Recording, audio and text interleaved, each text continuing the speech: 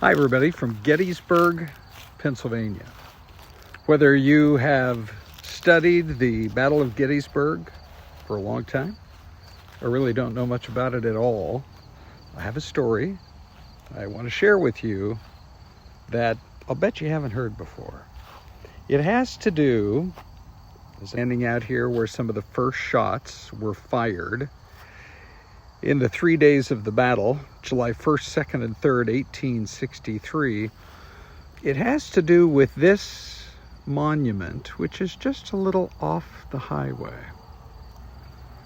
And in fact, you see a lot of other monuments that are right along the road.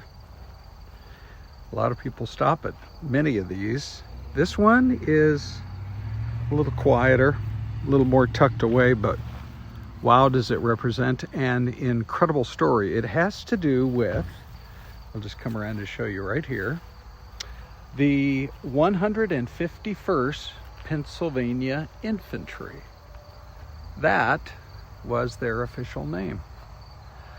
But they came to be known as the Schoolteacher's Regiment because there were dozens and dozens of school teachers who filled out their ranks.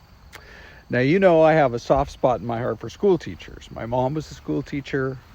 My dad was a school teacher. My grandma was a school teacher, a high school English teacher who, when JFK gave his speech about the Peace Corps, she, at almost age 60, in her later 50s, entered the Peace Corps.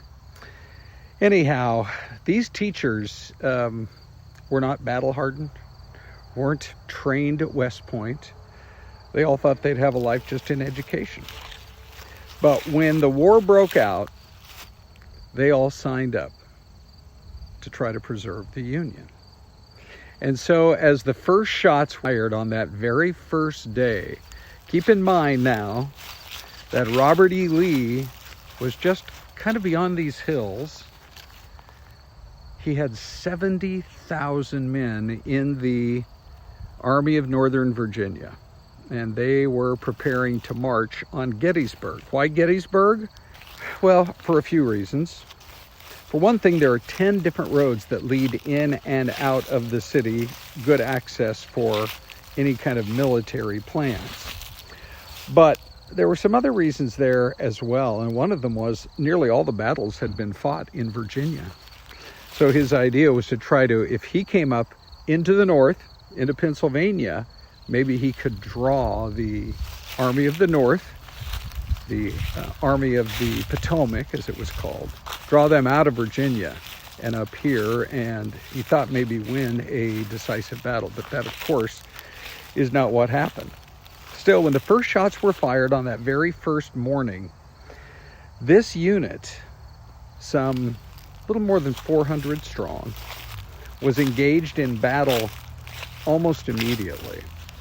And while they were here along this ridge, I'll just show you right here, they fought, at one time they were 20 paces away from the Confederate Army. And so there was some just intense fighting right along this area, right through those woods and beyond. And the amount of life and casualties is just staggering to tell you about. In fact, they talk about it right here. Of all the units to have fought, they suffered, I believe, the second highest loss of any unit, almost 75% killed, wounded, or missing. In fact, they talk about it right here on this memorial, present at Gettysburg. And then they talk about how there were 446 men, 21 officers, 446 men.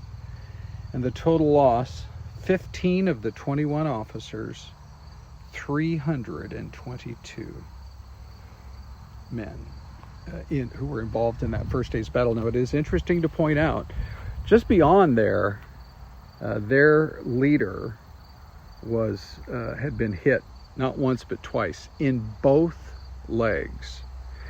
And so there was a private who was literally carrying him here to seek treatment. And they were still under heavy fire. He did manage to get him there to be treated, and in fact, he had to have one of his 2 legs amputated. But the unit fought on until eventually they pulled back to the seminary and let others kind of join the fight. But you know, it's interesting. At Doubleday, the man who for a long time was credited with inventing baseball, although that's been called into question somewhat, Abner Doubleday said that the men of this regiment, the Schoolteacher's regiment, now there were plenty of others in the unit. There were about 60 school teachers in all, and more than 400 men who fought in it. But he said they played such a significant role in saving the First Corps of the Army of the Potomac, and saving the country, he said, from unimaginable disaster. The bravery that they showed that day, right out here on these fields, actually little known, really not talked about a lot. You hear about other units, other famous generals. You don't hear a lot about these school teachers, but they sure played an important role.